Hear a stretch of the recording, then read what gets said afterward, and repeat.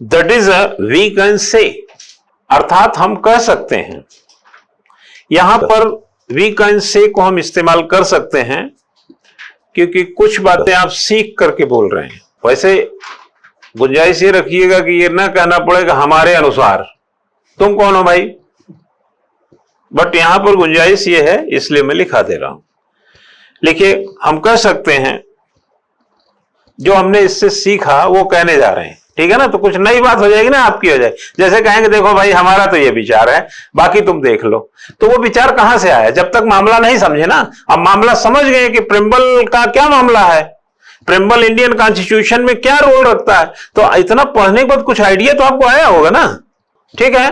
तो we can say, हम कह सकते हैं भाई that the preamble has a great importance in the interpretation of the provisions of the constitution. कह सकते हैं कि संविधान के उपबंधों के निर्वचन में, इंटरप्रिटेशन को लॉ की भाषा में निर्वचन बोला जाता है, उद्देशिका का बहुत बड़ा महत्व है, ठीक है। लिखें, the preamble is the essence of the Indian constitution. उद्देशिका भारतीय संविधान का सार तत्व है। लिखें, where the language of the constitution is unclear, जहां संविधान की भाषा अस्पष्ट हो, then the preamble is used to understand its meaning. वहां उसके अर्थ को समझने में या समझने हेतु उद्देशिका का सहारा लिया जाता है, ठीक है। ब्रैकेट में लिख लीजिएगा, बेरूवाडी केस 1960, ओके। 1960 में बेरूवाडी केस में सुप्रीम कोर्ट ने कहा था कि अगर कहीं पे मामला अस्पष्ट हो, संदिग्ध हो, तो प्रिम्बल में जाके देखिए, सब दूर हो जाएगा, ठीक है। लाइन वहीं रहने दीजिए, एक लाइन और लिख लीजिए। भारत के प्रथम प्रधानमंत्री जवाहरलाल नेहरू ने स्वयं कहा था कि उद्देशिका भारतीय संविधान को परिभाषित करती है। हिमसेल्फ क्या बोला, said that preamble defines the Indian constitution, भारतीय संविधान को परिभाषित करती है। ये आपका उत्तर है इसका, ठीक है, ये आपका उत्तर है। बिना रुके हम दूसरे का भी उत्तर लिखवा देते हैं, जो 100 शब्द के आसपास में बनवा देते हैं। लिखिए, दूसरा उत्तर क्या है, the preamble is an integral part of the Indian constitution. फिर वहीं लिख लो प्रश्न, दोबारा लिखो वहीं, इस प्रश्न के नीचे फिर से उत्तर के नीचे प्रश्न लिखिए, the preamble is an integral part of the constitution. उद्देशिका संविधान का अंग है, ठीक है। लिखें, preamble was recognised as a part of the constitution after voting at the time of constituent assembly debate. संविधान सभा बहस के समय मतदान के पश्चात उद्देशिका को संविधान का अंग माना था, ठीक है, माना था। But this fact was probably not noticed until the Kesavananda Bharati case 1973 of the Supreme court.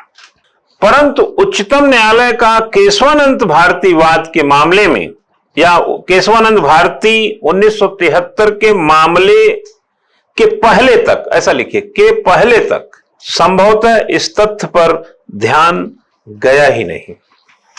समझ गए ना, इस तथ्य पर ध्यान गया ही नहीं। एज अ रिजल्ट, इसके फलस्वरूप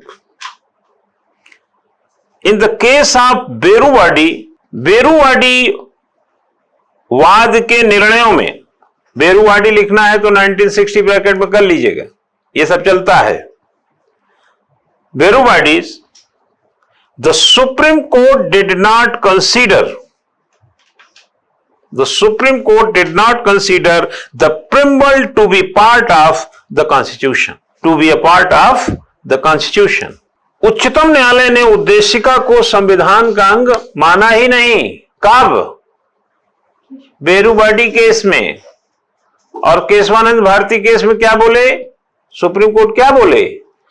बोले कि प्रिम्बल जो है ना, संविधान का अंग ही नहीं है, महत्वपूर्ण अंग है।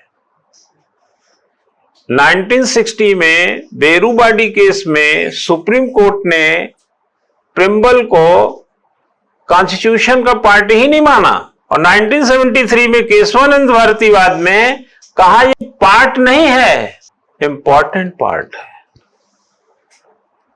सिर्फ इसका भाग ही नहीं, महत्वपूर्ण भाग है, अभिन्न अंग हो गया है।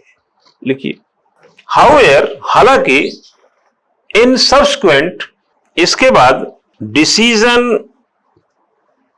Whether it is the case of Sajjan Singh, इसके बाद के निर्णयों में सज्जन सिंह और द केस ऑफ गोलकनाथ, आर को ओ आर करना है, आर गोलकनाथ, ठीक है। हालांकि इसके बाद के निर्णयों में उच्चतम न्यायालय ने, चाहे वह सज्जन सिंह का केस हो या गोलकनाथ का केस, उद्देशिका को संविधान की विशेषताओं का निचोड़, कामा संविधान की मूल आत्मा तथा इसे शाश्वत व अपरिवर्तनीय माना है। यार वहीं अटके हो, गोलकनाथ का केस, उद्देशिका को संविधान की विशेषताओं का निचोड़, कामा संविधान की मूलात्मा तथा इसे शाश्वत व अपरिवर्तनीय माना है। हम लोग कह सकते हैं, बट यहां पर यह है, परंतु इसके अभिन्न अंग के संबंध में कोई निर्णय नहीं दिया। यानी महत्वपूर्ण तो है बट अभिन्न अंग नहीं है, है ना। अभिन्न अंग के मामले में कोई निर्णय नहीं दिया। अल्टीमेटली,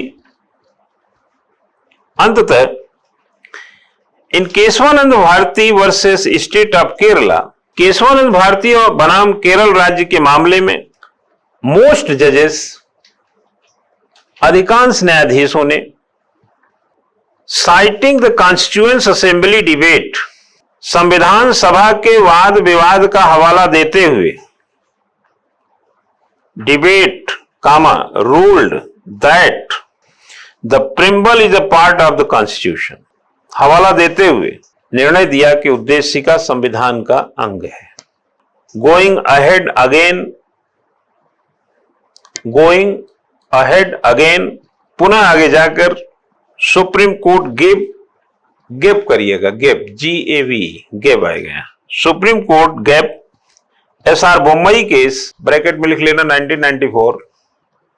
पुनः आगे जाकर उच्चतम न्यायालय ने SR बोम्मई मामले 1994 मेड इट क्लियर में स्पष्ट कर दिया दैट की preamble is an integral part of the constitution, कि उद्देशिका संविधान का एक अभिन्न अंग है।